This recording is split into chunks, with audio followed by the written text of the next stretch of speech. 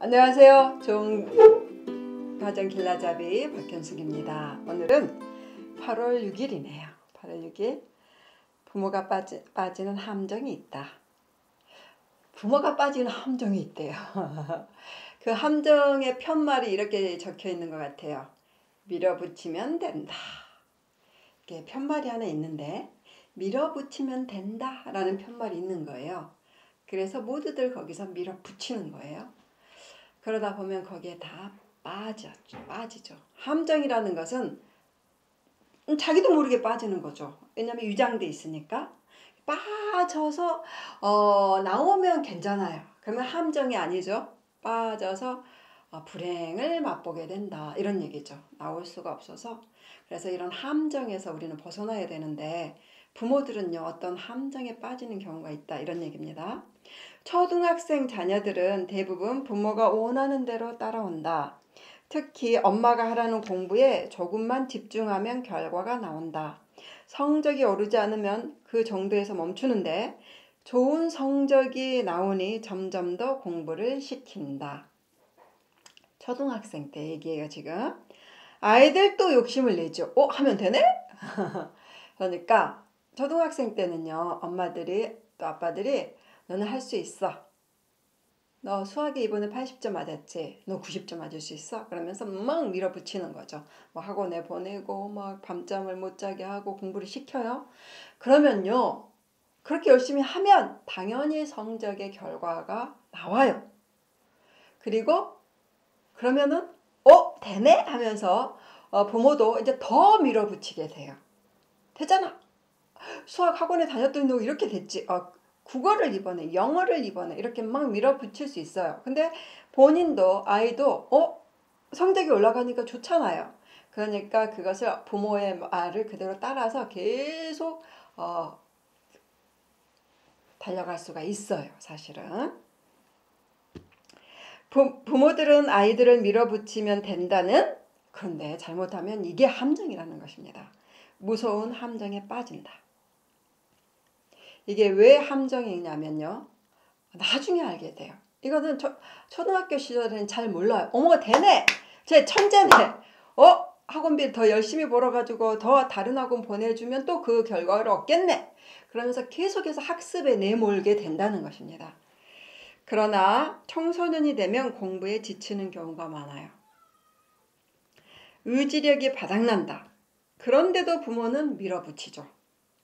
밀어붙이는 것을 멈추질 못하는 거예요. 밀어붙이면 되더라, 이 경험이 있기 때문에. 여기서 자녀와 심각한 갈등이 싹 튼다. 갈등만 싹 트는 거 아니에요. 갈등만 싹 터서 그쳐도 괜찮은데요, 어떤 것이 생기냐면 아이들이 이제 우울증 생겨요. 왜냐하면 청소년 시절이 되면은 뭘 해야 될 때냐면, 자녀를 교육할 때 있죠. 양육 아니고 교육, 학습할 때는요, 방법이 있어요. 초등학교 때까지는 정말로 무엇을 키워줘야 되냐면 가슴을 키워줘야 돼요. EQ를 키워줘야 돼요. 감성을 키워주고 추억을 많이 만들어주고 삶의 경험을 많이 시켜줘야 돼요. 풍성하게 상상력을 많이 가질 수 있도록, 그 다음에 경험을 많이 할 수 있도록, 가장 즐겁고 행복한 유년의 추억을 가질 수 있도록. 그럼 이렇게 마음이 넓어지잖아요. 참 재밌는 것은 이 마음이 넓어지면 뇌 용량도 늘어납니다, 여러분. 그런데 우리가 반대로 하는 경우가 너무나 많죠. 뇌의 학습에 대한 뇌를 계속해서 채우는 거죠. 그러면 내가 뭐 이렇게 커져가지고 용량이 늘어날까요? 어느 정도 늘어나요. 그런데 멈추죠. 왜냐면 우리는 신이 아니에요. 이 가슴도 어느 정도의 감정이라는 것도 어느 한계가 있고 뇌의 용량도 한계가 있지요. 그래서 인간이에요. 그런데 이제 이 뇌의 용량, 학습을 많이 시키다 보면은 필연적으로 따라오는 게 시간이 부족해. 어떤 시간이냐면 이 감정적인 것, 정서적인 것을 풍성하게 해줄 시간이 부족하죠, 당연히. 그러면 어떻게 되냐면 가슴은 점점 작아지면서 머리는 점점 커지게 되죠. 그런데 초등학교 때 그렇게 했어요. 여기서 멈추면 괜찮은데 어떻게 되냐면 청소년 시절에는 어떻게 해야 되냐면 굉장히 학습을 많이 해야 돼요. 이제 자기 부르심을 따라서 자기의 꿈을 쫓아서 열심히 노력을 해야 돼요. 공부를 해야 됩니다. 청소년 시절에는. 그런데 초등학교 시절에 이게 너무 한계가 다다른 거예요. 이게 머리가. 그럼 어떻게 되냐? 의지력이 약해지죠. 공부 좀 그만하고 싶다. 이렇게 돼요. 마음이 이렇게 넓은 아이들은 이게 공부가 재밌다 이렇게 돼요. 청소년 시절에. 그러면서 매진을 할 수가 있는 힘이 있어요. 남아있는 거죠. 그런데 이 마음을 막 이렇게 감정적인 거, 정서적인 부분을 메마르게 해놓고 뇌의 용량만 채워놓으면 너무나 지쳐버려요.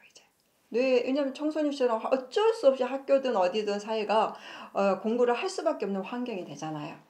그러면 지쳐버리죠. 이제 나가 떨어지게 됩니다. 그래서 이거는 굉장한 어리석은 일이에요.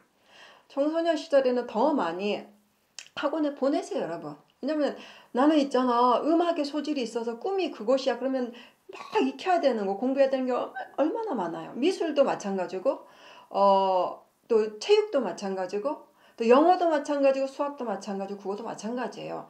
정말로 열심히 공부해야만 됩니다. 그런데 청소년 시절에 이 학습에 지쳐버린 사람들은, 그런 아이들은 이제 의지력이 약해져서 무기력해져요. 그래서 매사가 하기 싫다. 지금까지는 부모가 밀어서 왔는데 이제 부모도 한계가 있습니다.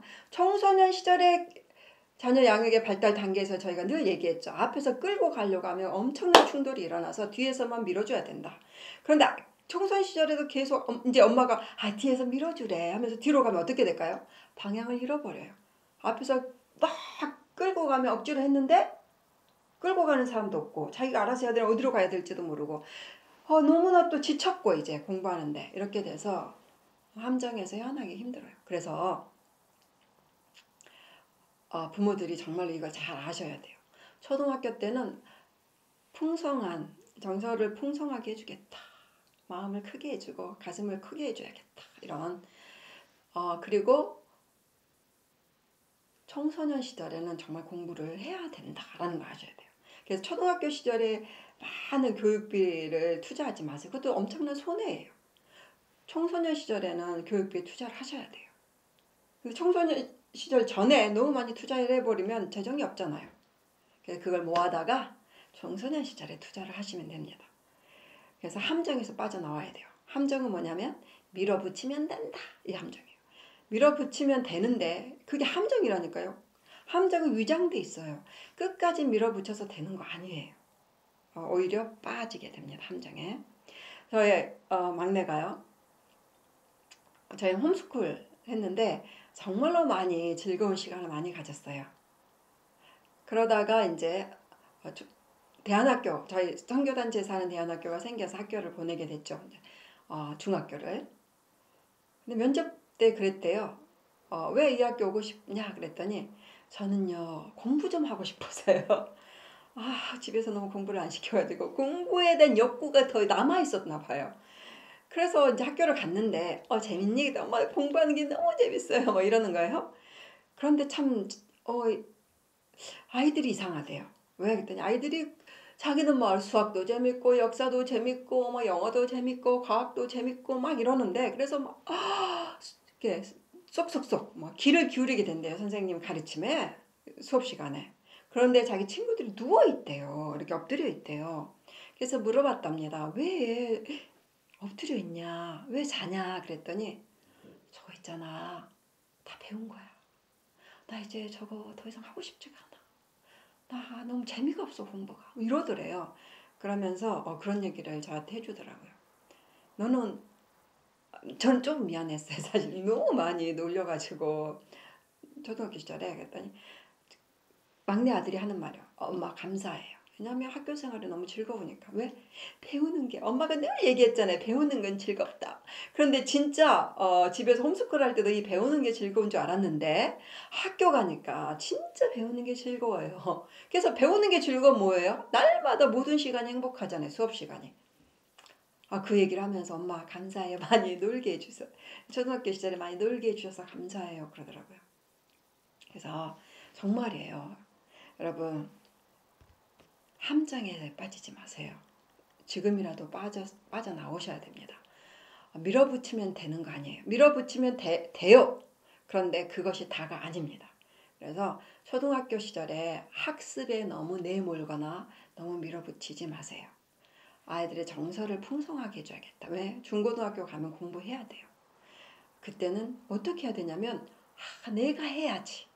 내 공부, 내 인생, 나의 꿈이기 때문에 내가 공부를 하고 싶어요. 엄마 이 학원 보내주세요. 이렇게 본인이 얘기를 해야 돼요. 그래야지 그 공부가 즐겁고 잘할 수가 있고 자기 삶을 행복하게 살 수 있고 꿈을 성취할 수가 있습니다. 초등학교 시절에는 마음을 넓게, 정서를 풍성하게 하자, 이런 얘기입니다. 오늘의 대화, 자녀 양육의 목표는 무엇인가? 오늘 가족끼리 자녀 양육의 목표가 무엇인지 또는 부부끼리 얘기해 보세요. 저는 자녀 양육의 목표는 3가지입니다. 첫 번째, 하나님을 사랑하고 이웃을 사랑하고 가족을 사랑하는 아이로 키우겠다. 하나님을 사랑하기 위해서는 하나님의 말씀에 대한 존중, 그래서 말씀을 따라 사는 아이. 두 번째, 이웃을 사랑하는 아이, 이웃 사람 누구든지 상관없이 모든 이웃을 소중히 여기고 존중하는 이웃의 의견. 3. 그들의 생각을 존중하는 사람. 그 다음에 가족을 사랑하는 주변에 자기 가까운 사람, 교회에 있는 친구들, 저희 애들은 이제 또 교회에서 이렇게 섬기고 있으니까 자기에게 맡겨준 사람들, 동료들, 또 가족을 사랑하는, 가장 가까운 사람을 사랑할 줄 아는 사람. 이게 저는 자녀 양육의 목표예요. 그리고 이 모든 것을 하나로 딱 집합하면 뭐냐면 자기 삶을 행복하게 사는 아이. 이게 저는 자녀 양육의 목표예요. 자기의 삶, 나의 삶이 아니고 자신의 삶을 행복하게 살 줄 아는 아이로 키우는 것. 이게 자녀 양육의 목표입니다. 여러분도 하나씩 정하세요. 내가 자녀를 양육하고 정말 수고하고 애쓰고 고생하면서 지금 자녀를 양육하고 있는데 목표가 있어야 되죠. 표대가 있어야지 잘 나갈 수 있기 때문에, 그래서 오늘 한번 특별히 부부끼리 대화를 해보면 좋겠습니다. 우리 자녀 양육 목표를 세우자. 그건 뭐냐? 당신은 뭐냐? 또 부부끼리 일치되는 것도 굉장히 중요하거든요. 그래서 부부끼리 이 의견을 좀 교류하고 대화를 해보시면 좋겠습니다. 자, 밀어붙이자라는 편말이 사회에, 이웃에, 또 어딘가에, 학원가에 붙여 있을 수 있어요. 보이진 않지만 밀어붙이면 돼! 이런. 근데 그것이 함정이라는 것을 꼭 아시면 좋겠습니다. 자, 오늘도 가족끼리 자녀 양육의 목표가 뭔지 대화하는 유익한 시간을 보내세요. 감사합니다.